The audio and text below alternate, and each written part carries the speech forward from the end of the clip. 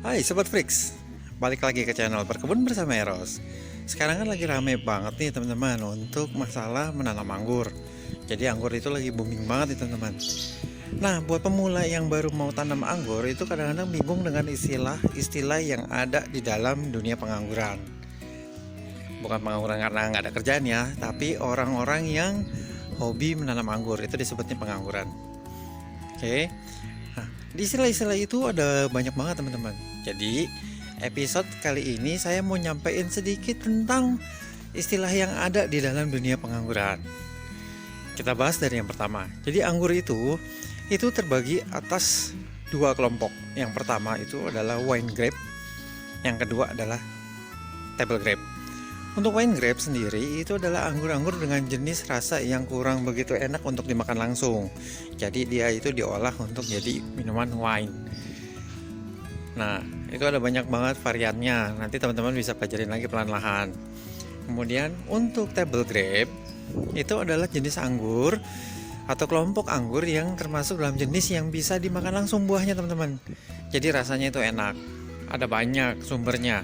Dari Ukraina, dari Jepang, India. Nah, itu banyak banget asal-usul negaranya. Ya. Kemudian yang perlu teman-teman tahu sebelum kita membahas tentang anggurnya itu sendiri, untuk persiapannya, jadi teman-teman itu perlu yang namanya sistem penanamannya. Jadi teman-teman ketika mau tahu sistem penanaman, mau merencanakan tanam anggur harus memikirkan sistem penanamannya, baik itu tralis seperti ini adalah tralis atau rambatan. Jadi dipanggilnya dengan tralis itu dia merambat. Nanti ada lagi yang Y system seperti ini ya, tapi tetap aja tralis dari bawahnya, cuma di atasnya baru kepisah dua seperti ini, Y system. Atau bisa juga menara seperti ini, tower, dia melingkar ke atas. Nah, umumnya untuk teman-teman yang tidak punya lahan yang terlalu luas, itu pasti pakainya bisa di salah satunya adalah pakai yang seperti ini. Oke. Nah, kemudian bahas lanjutannya adalah ini masih metode tanamnya, itu adalah single cordon dan double cordon. Single cordon, single sendiri ke atas batang. Nah, terus yang ini double cordon. Apa sih cordon itu? Bingung kan? Oke, kita mulai ya untuk belajar pengenalan tentang bagian-bagian dari tanaman anggur. Yang ini adalah namanya trunk atau batang primer. Nah, yang ini namanya head, teman-teman. Nah, cordon itu adalah batang sekunder. Jadi batang sekunder itu adalah cabangan dari batang primer yang kemudian dibentuk menjadi satu batang sendiri lagi, namanya batang sekunder. Itu dipanggilnya adalah cordon. Ini cordon. Nah, kenapa namanya double cordon? Karena ininya ada dua nih teman-teman. Si batang sekundernya dipakainya dua. Itulah jadinya double cordon. Kemudian ada arm. Arm itu adalah bagian dari posisi batang primer menuju ke batang sekunder, ini arm. Ya. Udah jelas nih sampai di situ, jadi nggak bingung ya. Kemudian cabangan dari batang sekunder itu dipanggilnya batang tersier nih teman-teman. Itu adalah batang tersier yang naik ke atas. Jadi ini batang primer naik bercabang menjadi batang sekunder. Batang sekunder punya cabang yang dirawat, itu namanya adalah batang tersier. Gitu. Nah, sampai di situ masih bingung nggak? Udah nggak kan untuk masalah cordon. Jadi kalau ada yang bilang double cordon, ya berarti batang sekundernya ada dua. Single cordon, ya berarti batang sekundernya ada satu. Dari posisi batang primer tetap dijadiin batang sekunder dulu, nggak batang primernya langsung dinaikin ke atas. Nanti soalnya kebanyakan pembuahan itu adanya di batang tersier. Oke, lanjut. Nah, kemudian ini adalah mata tunas. Ini adalah mata tunas. Setiap ruas anggur ini ada punya mata tunas, teman-teman. Nih, ini adalah mata tunas. Nah, Ini mata tunas ini dipanggilnya adalah node, atau terkadang bilangnya buds. Nah, yang ini adalah internode. Nih. Jadi di antara mata tunas ketemu mata tunas, atau di antara node ketemu node, itu adalah internode. Jadi kalau bilang potong di tengah-tengah internode, ya potongnya di tengah-tengah ini nih teman-teman. Ini bisa, ini bisa. Biasa pemotongan untuk cutting itu di tengah-tengah internode ya. Itu teman-teman. Kemudian ada butt break atau pecah tunas. Nah, pecah tunas tuh biasanya seperti ini. Tapi ini kan udah mana ya? Kelihatan nggak sini? Bentar. Nah, nih. Itu adalah mata tunas yang mau pecah, teman-teman.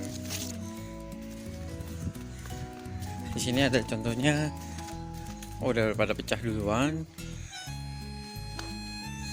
Nah, nih. Ini buds. Yang bulat itu teman-teman. Atau ini. Nah, nih. Yang bentuknya agak bulat itu adalah buds. Tapi yang bentuknya agak segitiga meruncing itu adalah tunir atau tunas air. Jadi biasanya di dalam satu sela-sela buku daun seperti ini dia punya dua. Ada satunya tunas air, satunya adalah buds. Nah, seperti ini. Ini tunas air udah muncul duluan nih teman-teman nih. Itu ada budsnya yang di belakang tuh. Ya, buds sama tunas air udah jelas di situ. Kemudian lanjut kita bahas masalah bagian tanamannya apa lagi ya yang perlu tahu. Oh ya, untuk di inian tanaman batang-batang seperti ini suka banyak yang bingung namanya apa. Ini adalah ajir namanya teman-teman. Ajir. Ya. Itu adalah pot media, udah paham lah pasti kalau itu. Oke, lanjutnya. Nah, terkadang ketika orang ada yang bilang entres itu apa sih? Nah, entres itu adalah bagian dari pucuk yang bisa disambungkan ke apa namanya, ke rootstock. Jadi nanti kita bahas rootstock ya. Nah, ini karena ini berhubung udah masih di sini, jadi kita bahas ini adalah entres. Jadi entres itu adalah bagian dari pucuk seperti ini teman-teman, tapi yang udah mengeras, yang udah lumayan keras, yang bisa disambungkan ke rootstock yang ada. Itu namanya entres. Jadi bagian dari pucuk. Oke, sekarang kalian di sini apalagi yang perlu dipelajarin? Iya. Buds sudah, tunas air udah. Oke, lanjutan itu adalah ini yang namanya sulur rambat. Nah, sulur-sulur seperti ini. Ini sebenarnya menghabiskan ikut mengambil energi dari tanaman, teman-teman. Itu baiknya dibuang. Nah, sulur itu nama lainnya itu adalah tendril. Nah, jadi kalau udah bilang tendril, nah itu sulur. Itu perlu dibuang-buangin aja, nggak apa-apa. Kemudian yang namanya cluster. Jadi gini, untuk pembungaan kelompok bunga itu dipanggilnya cluster, teman-teman. Seperti ini. Nah, ini adalah cluster. Ini cluster bunga seperti ini. Atau kita bilang itu adalah kumpulan bunga. Cluster. Nah, ini juga nih. Ya. Ini juga. Itu adalah kumpulan bunga atau cluster. Oke. Terus apa lagi ya?